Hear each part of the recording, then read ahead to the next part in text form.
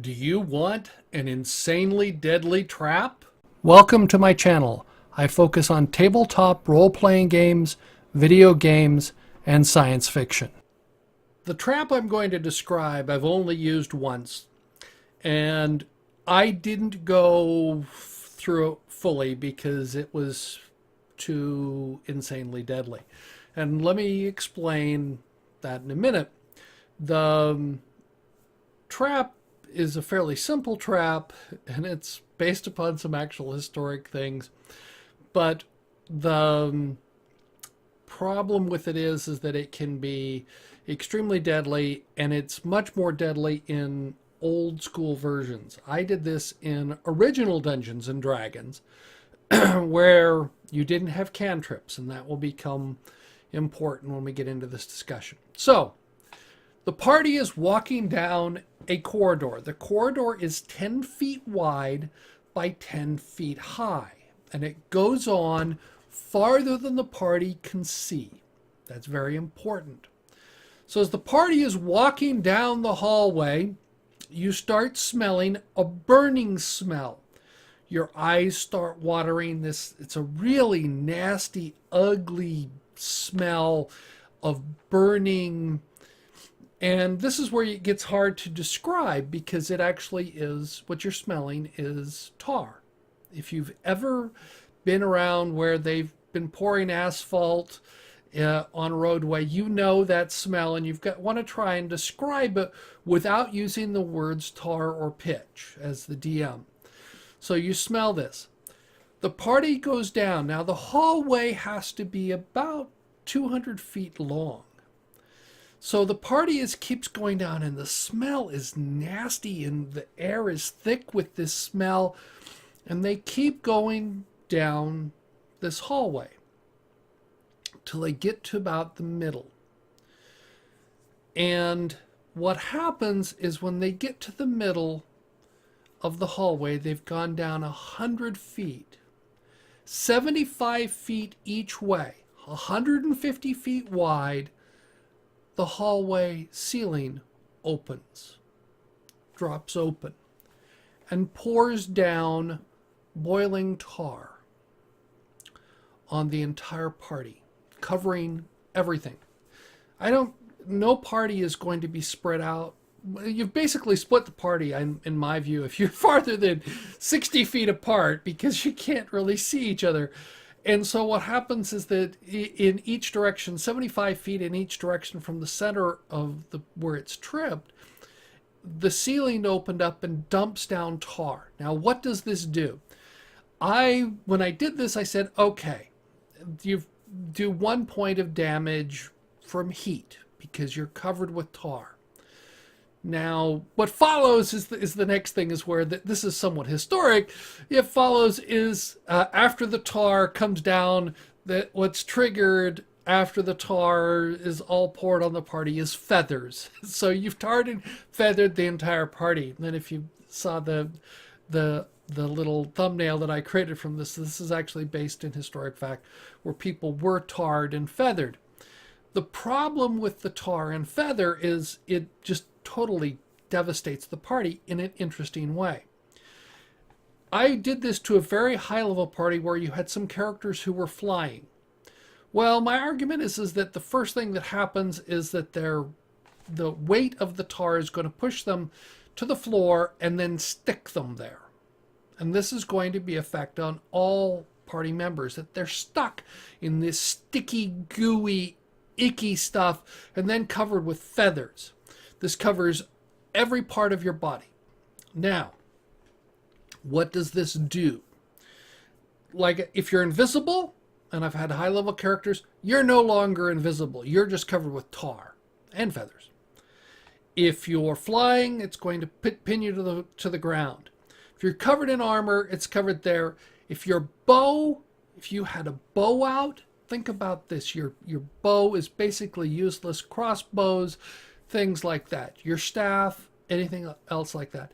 Now we get into, but the spellcasters. Oh, well, if you're somatic, which means it has some sort of thing with your fingers and hands, gestures, your arms are sticky and so are your hands, and you can't really do that until you get those clean.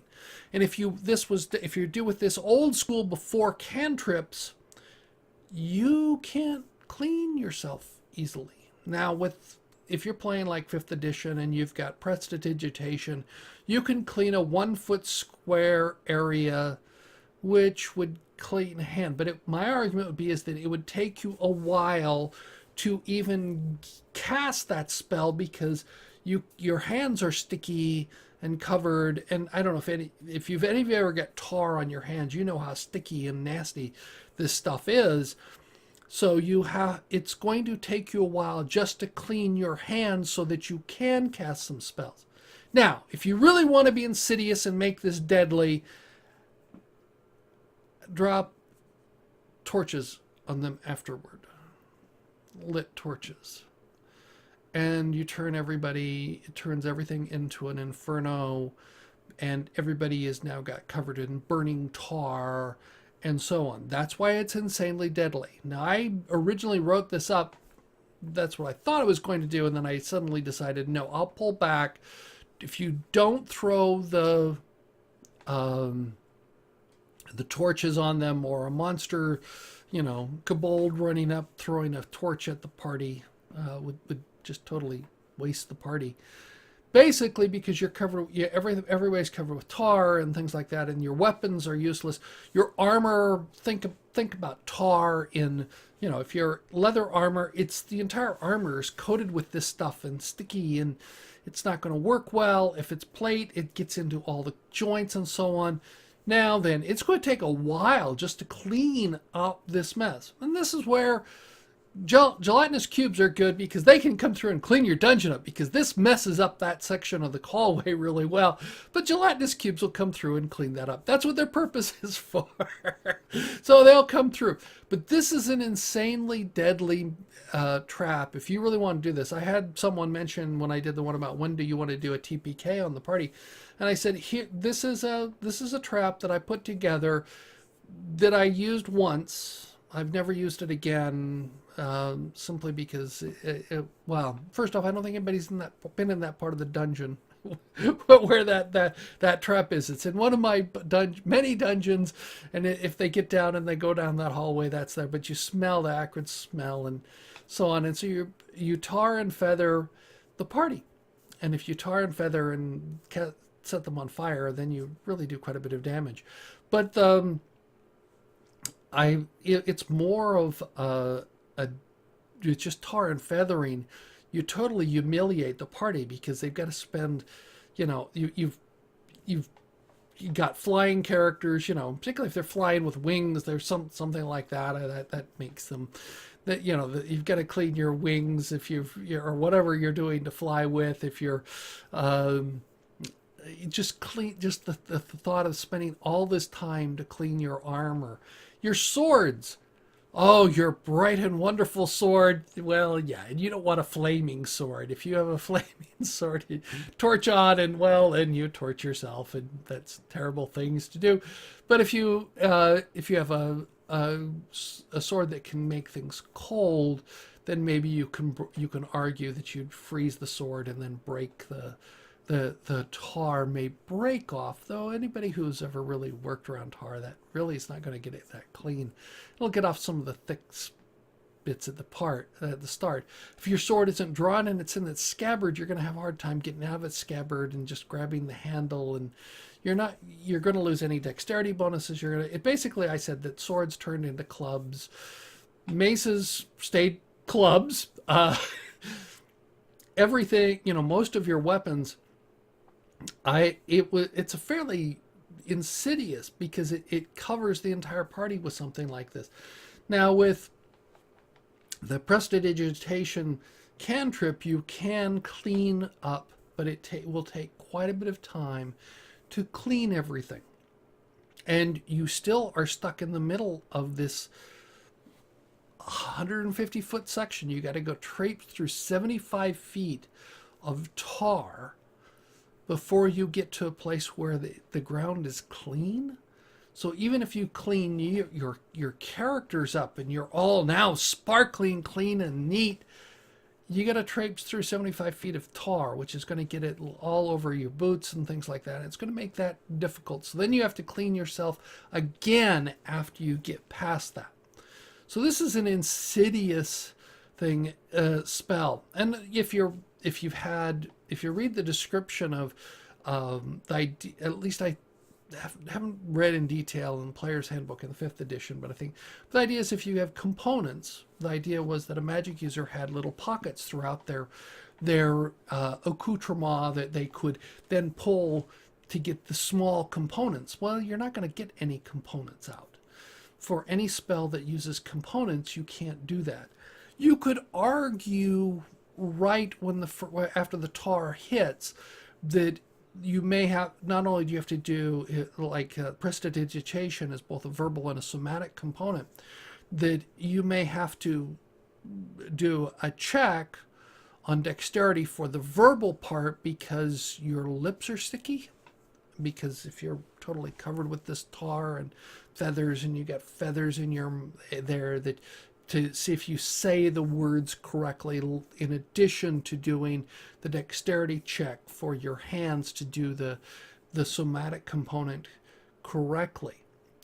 So that this is a fairly insidious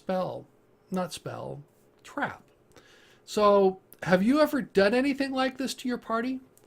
It's sort of, tar and feather your party. You didn't ride them out on a rail, but you tarred and feathered them. So I'd like to hear your comments. Do you want to try this in here as a DM? This is can be insanely deadly, or it can just be very humiliating to a party to be tarred and feathered. I'd like to hear what you think about that. As a player, what would you do if you ran into this trap?